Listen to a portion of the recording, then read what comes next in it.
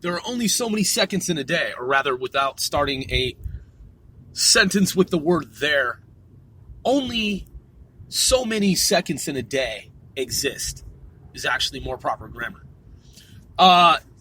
So, Defense Language Institute.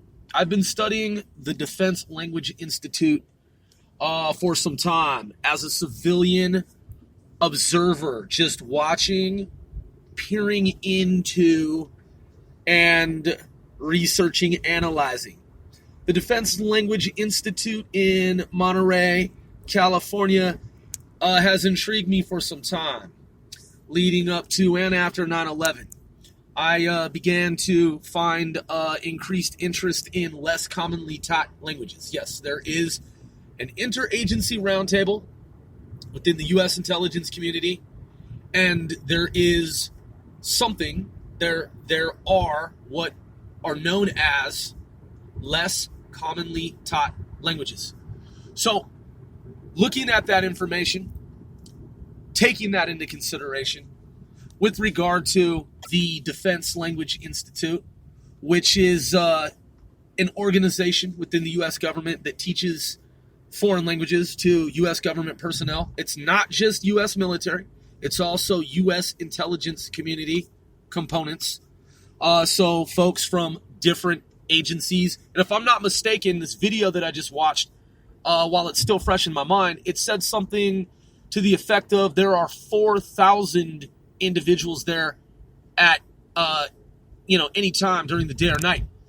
What I also think is super cool, by the way, I'm one Sir Grove, this is C4CW, casting 495 celebrities worldwide, and if you are true fans and not fake fans, we 495 most certainly appreciate you.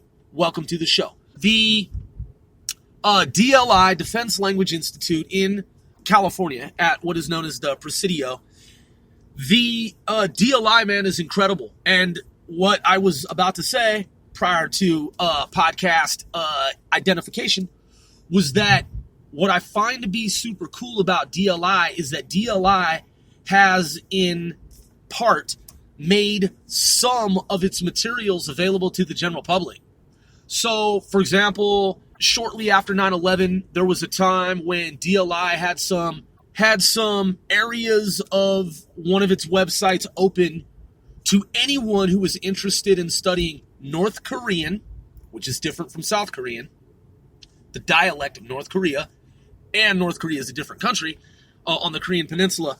North Korean, Urdu, Pashto. I was actually, believe it or not, there was a time when I was hiring folks through a company, a defense contracting authority, to deploy overseas and who spoke Urdu and Pashto. They had to speak both languages.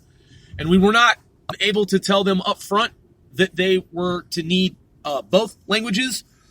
It was this process where we could only provide information in increments. So once we found out that they spoke Pashto, then and were pre-qualified, we had to then disclose to them that they would also need to know Urdu. And we couldn't tell them where they were going exactly in the beginning. And they had to come into an office at a essentially secret location. And then it was explained to them, it was divulged that they would be going to a hostile zone. And even revealing that information to those qualifying individuals, it wasn't necessarily exactly where they were going. The good thing for them was that they were they if they chose to deploy and finish the program, they would be paid $250,000 for risking their lives. And then after a year in the field, they would be paid substantially more. So, once Grove checking in with the fans in the audience, 7 to 8 days of foreign language study is required per day, as per what I have just learned.